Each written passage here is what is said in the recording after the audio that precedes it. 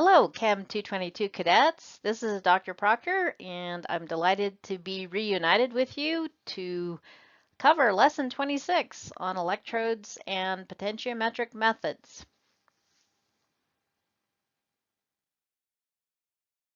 Okay, just to review, it is 1 April 2020. Lesson 26 brings a deadline, so hopefully you have prepared and are turning in or have turned in results report 5 for the water hardness using EDTA titration. Please upload your respective completed document to the Teams link on Office 365. And just a quick reminder, results report 6 for the potentiometric determination of iron is due on lesson 28. So that's next Monday, I believe. Real quick, I have added a resource you might be interested in. There is an open source analytical chemistry textbook available. David Harvey is the author. And I have posted it to Blackboard. And there are independent chapters for electrochemistry. And then there's going to be chapters on spectroscopy, which is coming up, and separations.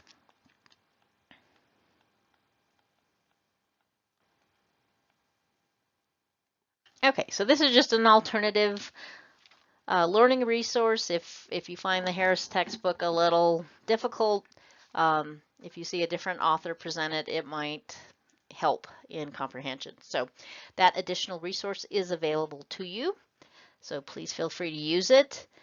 And I think it might be a good idea for us to do a real quick review on electrochemical methods and specifically the equations that relate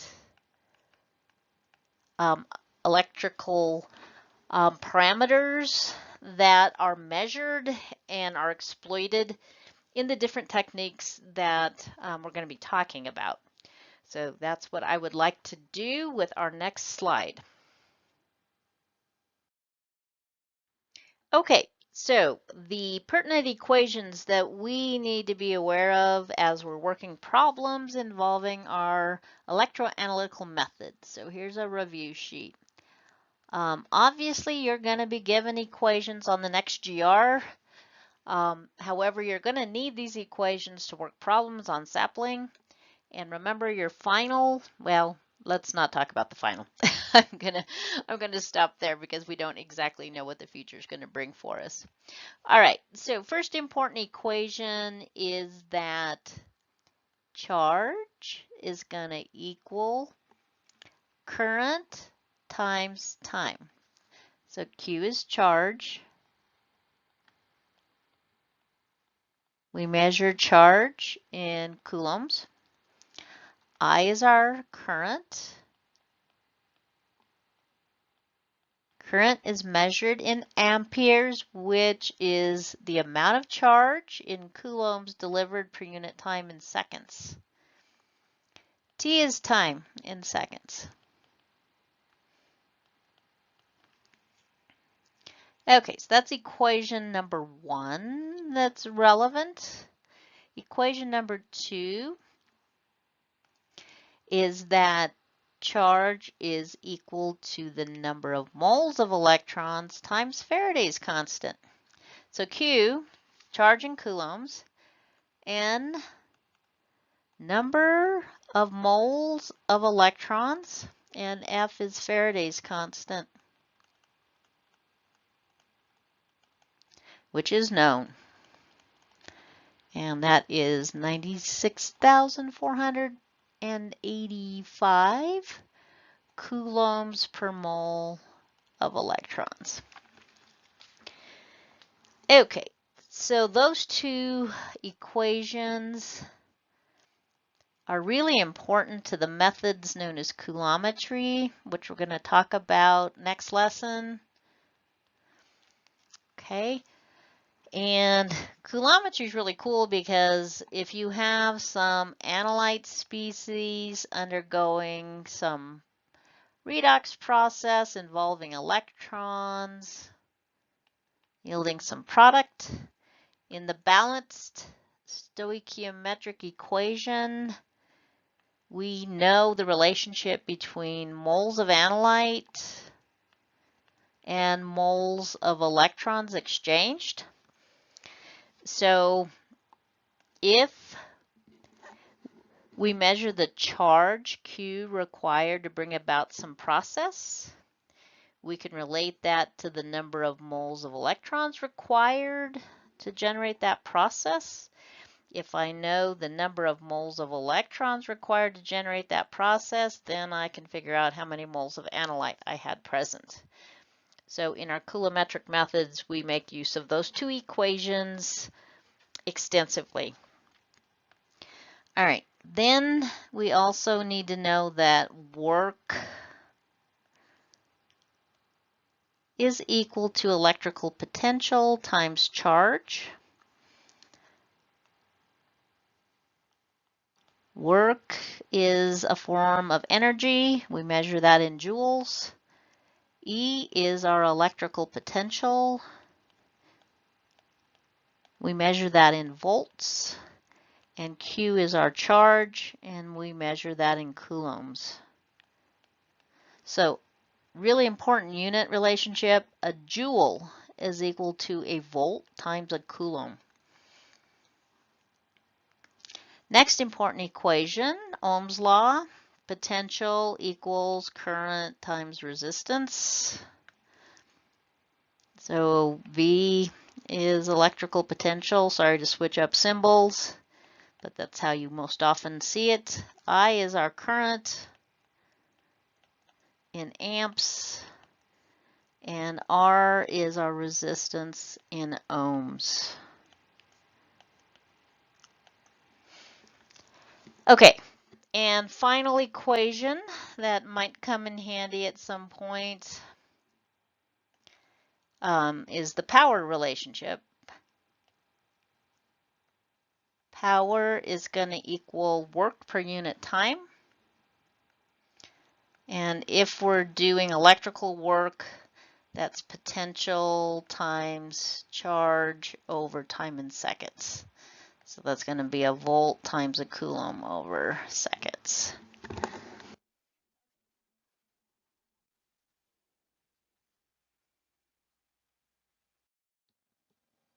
Okay, so this slide is our overview slide of the specific topics we are going to give consideration to in covering Chapter 14. So important vocabulary and concepts in terms of the operation of these devices and how they're best applied. And so first of all, we want to consider the components in the instrument. So the fundamental components are kind of shown here. We have to have a reference electrode. We have to have an indicator electrode, and those two are connected, and we measure the potential between them using a potentiometer. So those are kind of our components. And then we'll talk about some specific types of these electrodes. So those are the basics, and then we're going to get into detail regarding different indicator electrodes that exist for measuring the presence of specific analytical species, specific ions, specific molecules. So with the indicator electrodes, there exists glass membrane electrodes, liquid membrane, solid state, and gas sensing. And so they've all been developed for the application of determining specific species. A lot of these are species of physiological importance, such as detecting sodium ion concentration, potassium ion concentration. So really important in biochemical research. and a lot of other fundamental chemical research. They're very easy to use. They detect one particular species, so you can see the huge advantage in these techniques. We're going to end by just a summary real quick of the advantages and disadvantages in use of the potentiometric methods. And then in later presentations, we will work some problems.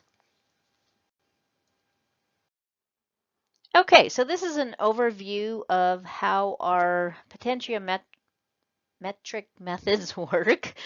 So with a nice illustration of an electrochemical cell there, figure 14-2 on the left. As you will see, the anode is on the left as always, and the cathode on the right. And we're going to measure the cell potential between those two using a device that we call a potentiometer. A potentiometer is simply a voltmeter that operates in a manner that there is minimal passage of current when that measurement is made. So that's the critical characteristic of a potentiometer as opposed to a voltmeter. Alrighty, so we're going to measure the overall cell potential as shown here. And that cell potential is going to come from several sources, starting with, okay, the anode is the source of the reference electrode, so that potential generated there is going to be subtracted. And the cathode is the location of our analyte species of interest. And so whatever potential is generated there gets measured here with this indicator electrode. And just remind yourself that the term working electrode is the same as indicator electrode. All right, and one last component in this equation, the junction potential. Okay, junction potential comes from the migration of ions in our salt bridge. If we know what those ions are and the concentration that they exist, this potential is a constant and known quantity. All right, so we're going to measure this overall cell potential, and when you see shorthand notation of these kinds of cells, obviously the reference electrode is at the anode. It's on the left, and then you have your salt bridge, and then you have your analyte species of interest and the indicator electrode at the cathode on the right.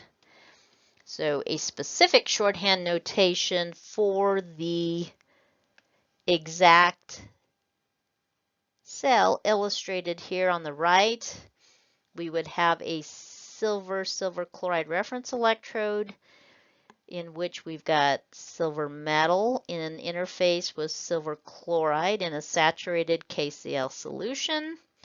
We have a salt bridge, and then we have our analyte species of interest, in this case iron, okay, in which iron 3 would be reduced to iron 2, and then our indicator electrode, inert platinum. So this is a good illustration of an overall cell used to make potentiometric measurements.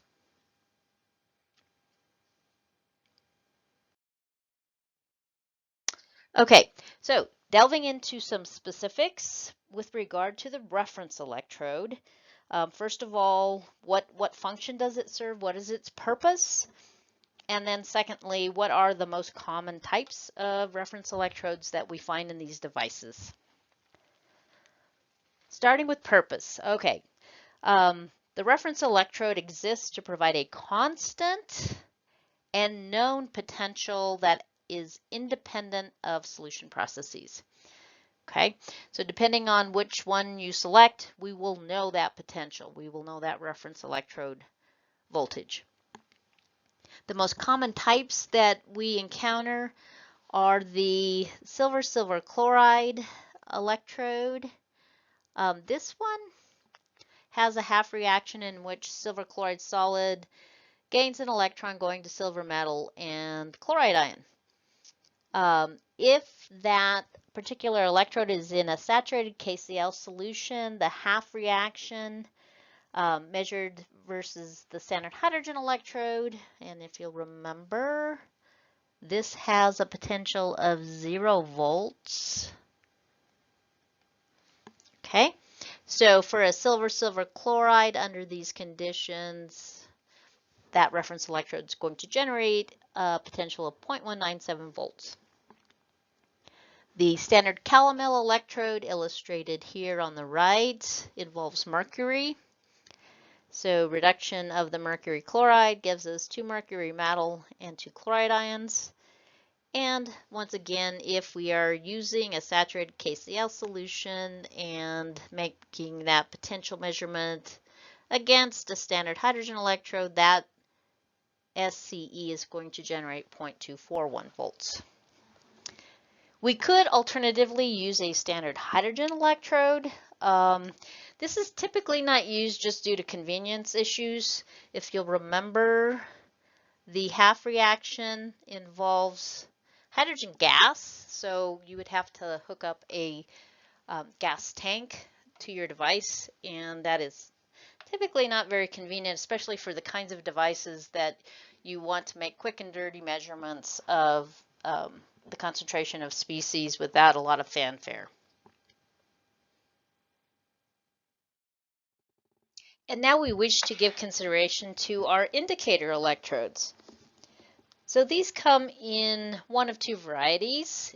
They are either metallic or membrane electrodes. If they are a metallic indicator electrode, there's classifications based upon how the metal responds to our analyte species of interest.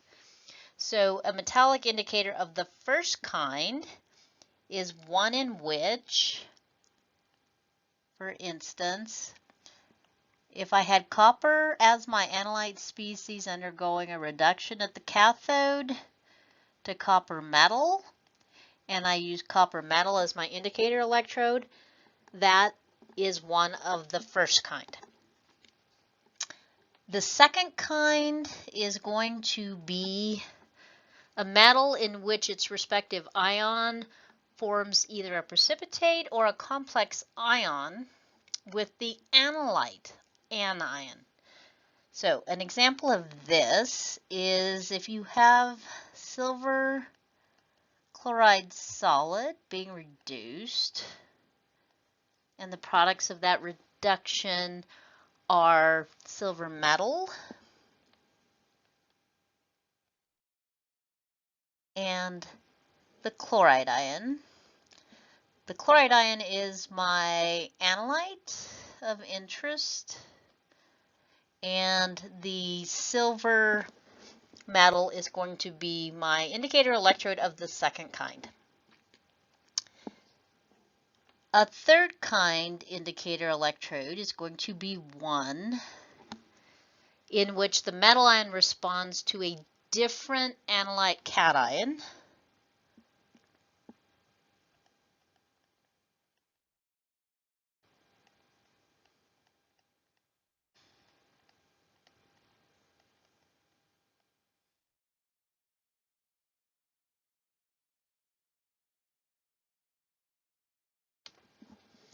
Okay, and then finally, the inert indicator electrode, something like platinum, gold, or palladium, and it's not going to get involved directly in any chemistry with the analyte species. It's simply going to sense the potential generated and transfer the current. The second kind of indicator electrode is a membrane electrode, and these come in different varieties: glass, liquid, solid state, or gas sensing. So the first 3 categories of membrane electrodes, okay, these are going to form what we call our ion selective electrodes, in which, as the name implies, that electrode is going to respond to a specific analyte ion.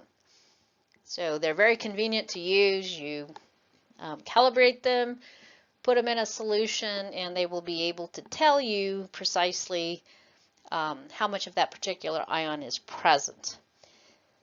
The gas sensing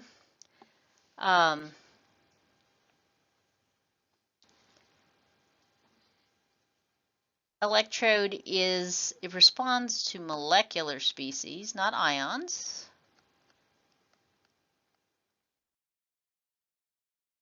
Okay, and there are also enzyme substrate types of electrodes that will respond to those molecular substances as well.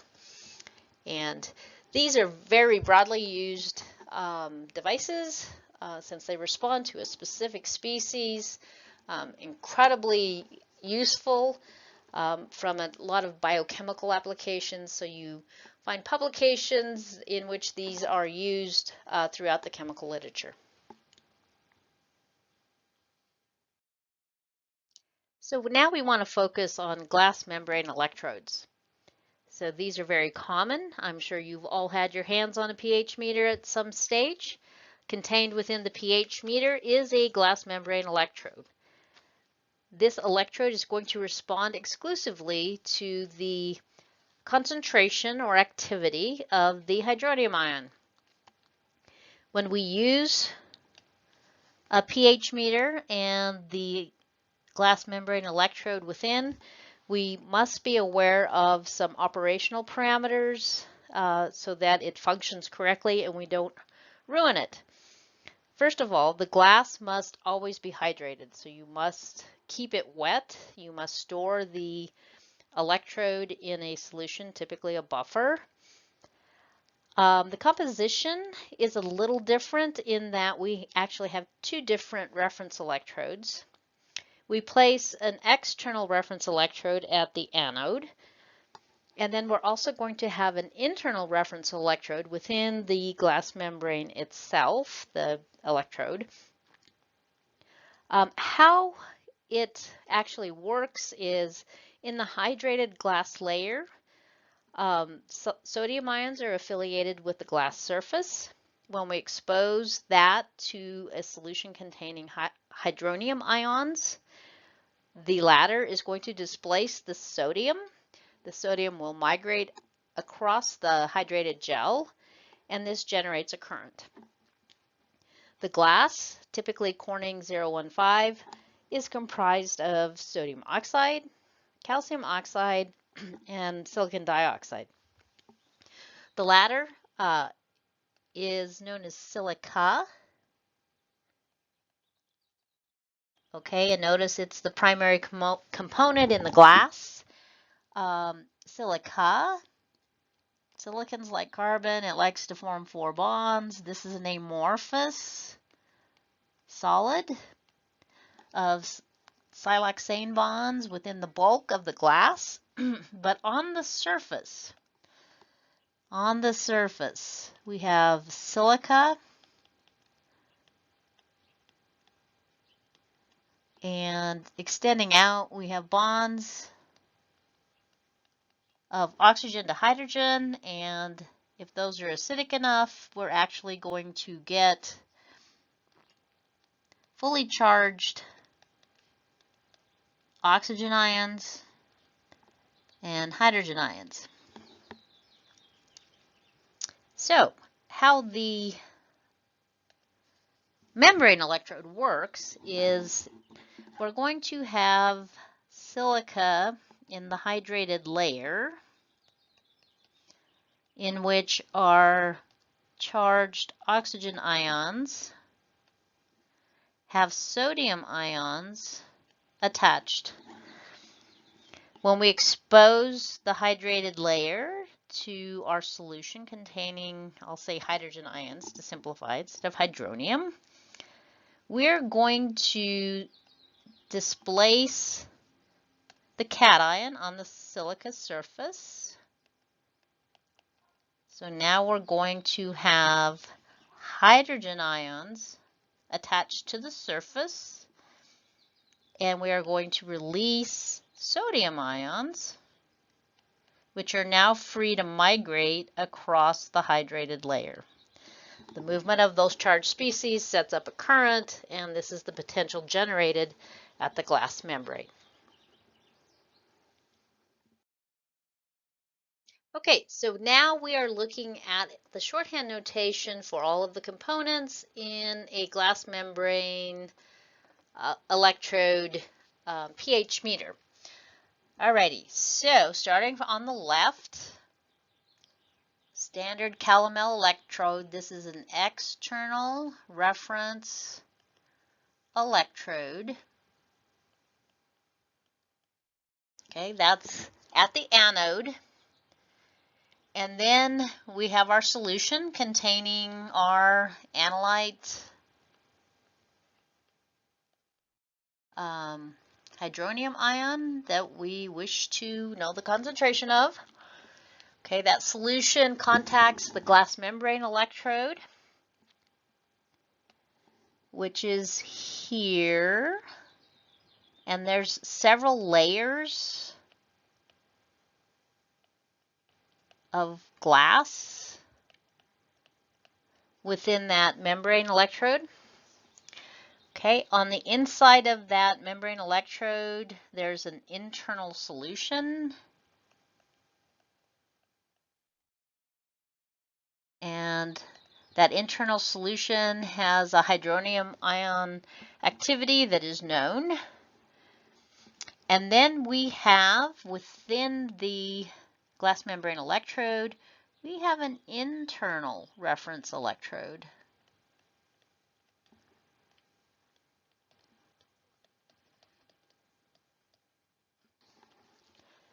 Okay, so looking at all the different potentials generated within this system, obviously the external reference electrode here, the potential is going to be that of the standard calomel electrode.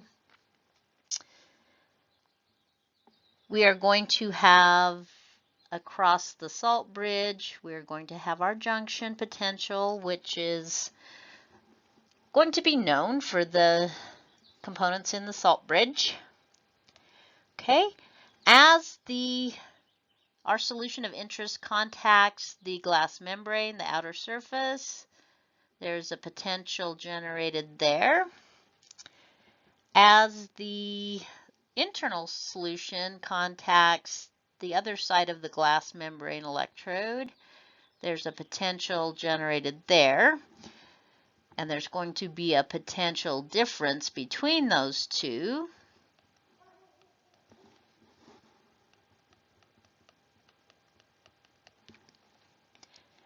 And then finally, we have our internal reference electrode, which is going to generate its own potential as well. Alrighty, so the measured cell potential of our glass is going to equal that coming from the internal reference electrode. In this example, we use silver chloride. That's at the cathode. Then we subtract the potential coming from the external reference electrode. In our example, that is the standard calomel electrode.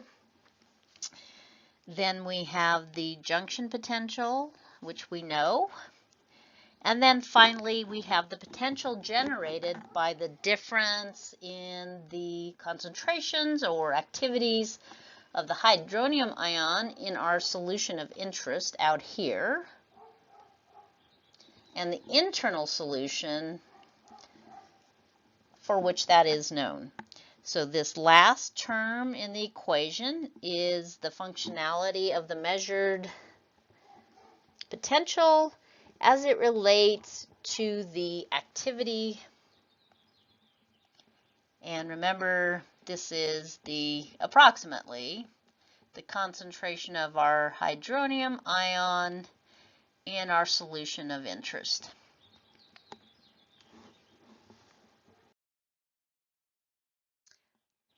So the operation of a pH meter, now that we know how the measured potential of the glass membrane relates to the hydronium ion activity, we can derive by substituting our knowledge that pH equals the negative log of the activity of the hydronium ion,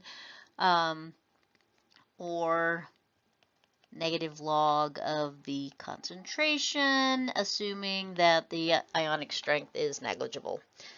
Okay, so just making that substitution in the equation, we now derive a very simple relationship for the measured potential at our glass membrane. It's going to equal one big constant. So we know the potential of our internal and external reference electrodes, and we know the potential of the salt bridge, the junction potential. Those roll up into one big constant. And so now we have a nice clean functionality of the measured potential at our glass membrane to the pH of the solution. And remember, we just flipped the sign here because the pH function is the negative log of the hydronium ion concentration. All right, so how we use a pH meter. We start by calibrating. Okay, we obtain 2 buffers. You can take 3, but a minimum of 2 buffers of known pH. And we measure the cell potential. So we've got a standard buffer here and a standard buffer here. We measure the potential. We do a 2-point straight line calibration curve. And so we know the response in millivolts to changing pH. Typically, a pH meter will have a change in about 59.1 millivolts for every change in 1 pH unit if we're operating at standard temperature.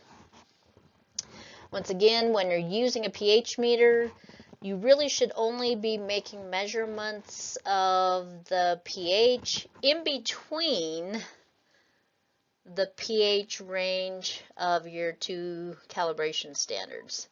So in this case, you should be only working between pHs of 4 and 8. If you wish to go beyond, you should get a 3rd buffer, make a measurement out here, and that would allow you to work a broader range of pHs.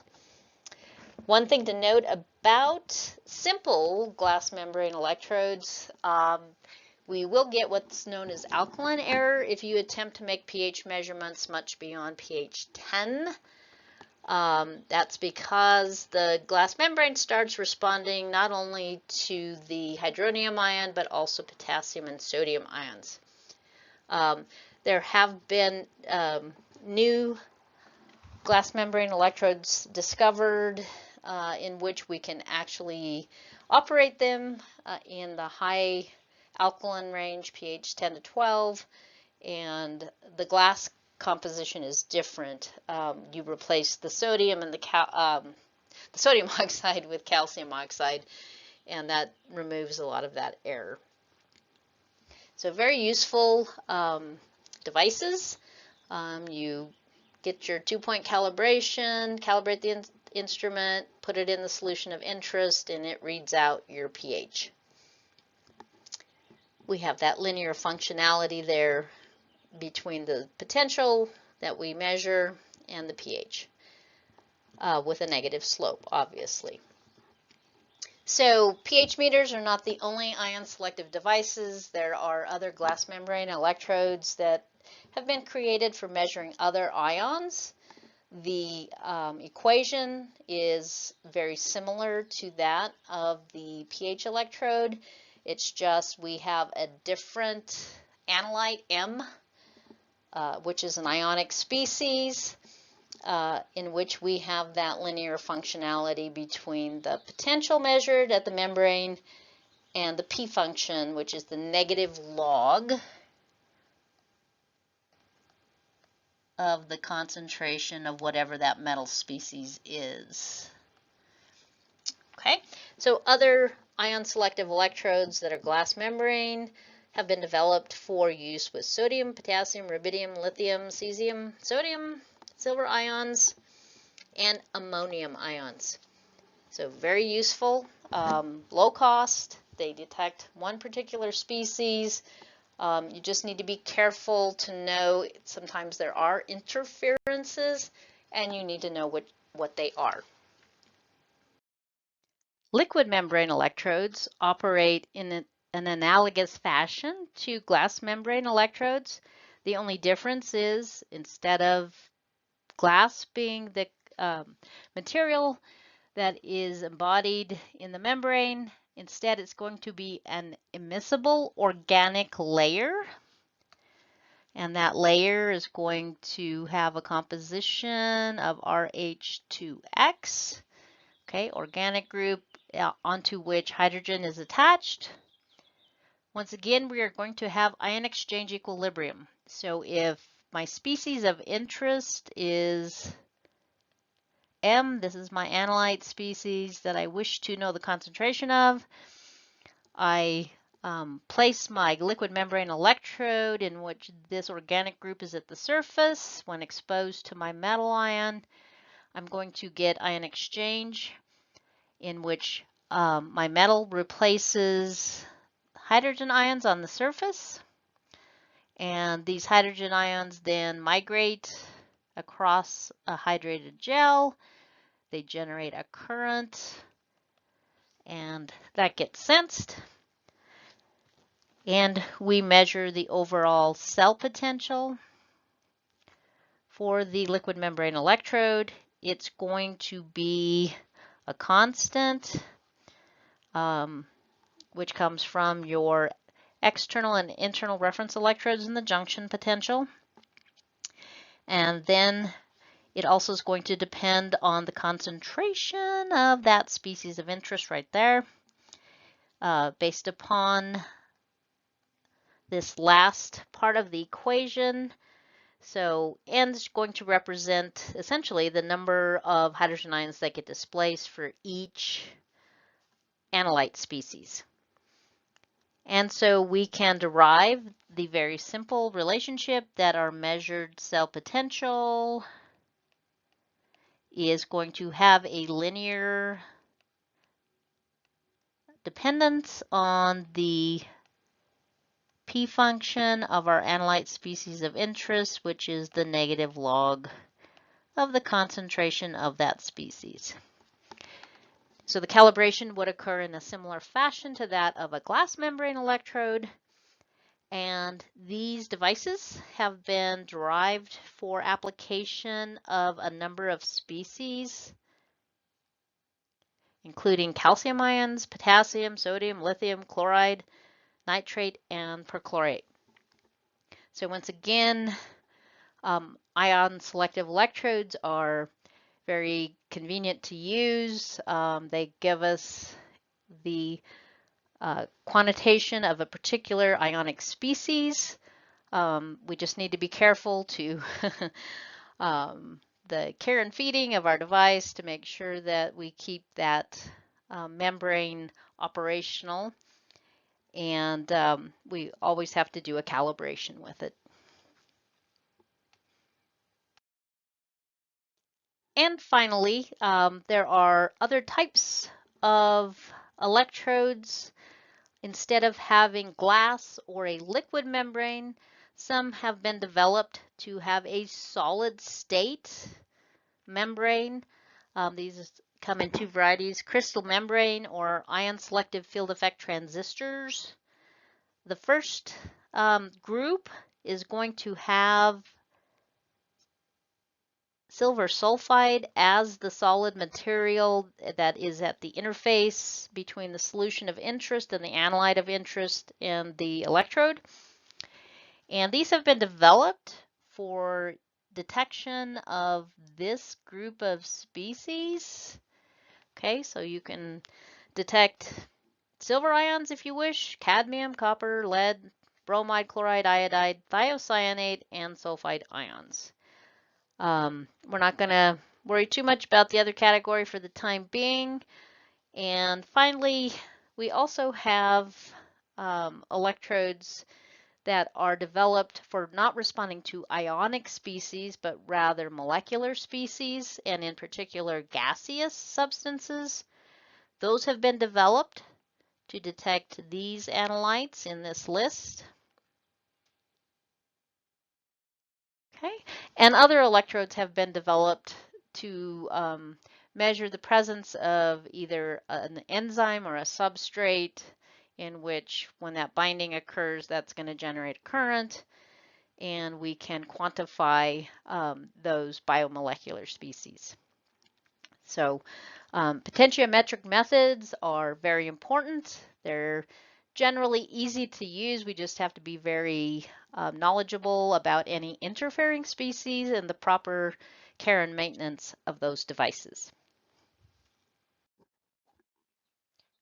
Okay, and our final consideration in looking at potentiometric methods is looking at the figures of merit as these techniques compare to comparable techniques that can also give us information about the concentration of particular ions in solution. So in terms of the effective range of concentrations that these devices work, we can detect major constituents at a concentration of 0.1 to 1 molar approximately. And we can also detect trace quantities at 10 to the negative 5 to 10 to the negative 11th molar. So pretty good in terms of applicable concentration ranges. Certainly not at the absolute detection limits of some of the spectroscopic methods, but pretty versatile. In terms of accuracy, they operate best with monovalent ions with a relative error of 1 to 5%. If you're working with divalent ions, it's 2 to 10% relative error. And this is assuming no interfering species.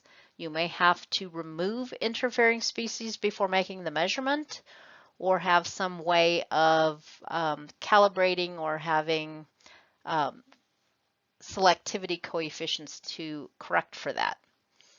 In terms of precision, it's about 0.4% in terms of percent relative error, uncertainty per accuracy unit for the monovalent ions, and double that for divalent ions at 0.8%. And this is for detected potentials of 0.1 millivolts. Those precision numbers go up as the detected potential increases. In terms of sensitivity, that essentially relies in a functional manner to the term in the Nernst equation, the RT over NF, where N represents the numbers of moles of the ion species that is released off the surface in response to the species of interest. So it's the charge on the ion typically. And so as N gets bigger, the sensitivity goes down. So because it's an inverse function. So the bigger N is, the less sensitive it is. And then in terms of selectivity, this has to do with being able to detect our analyte species versus other ions. And some devices, the electrode's going to respond to more species than just our analyte species. So we have our choice of removing them or buying a more sophisticated instrument that provides selectivity coefficients to correct for the presence of the interfering species. So they aren't essentially the best for selectivity if you do not want to do a sample separation before using these devices. And final consideration, the practical time, cost, equipment. These are very cost-effective techniques. You can buy them for, you know, um, a few $100s, $50 for simple pH meters. Um, but they can also be very expensive. Just depends on the precision and accuracy of the device. But in general, they are very cost effective compared to the comparable spectroscopic techniques that tell us the concentration of certain ions present um, and elements present in a sample. So um, they they're simpler and easier to use, not quite as expensive. Disadvantage is we can't analyze a large number of samples in a fast manner because of the fact that we have to rinse the electrode in between samples, and so that's just kind of cumbersome. So with the spectroscopic instruments, you have trays in which you load it up with hundreds of samples and automatically analyze them one right after another. So that is the summary of our potentiometric methods.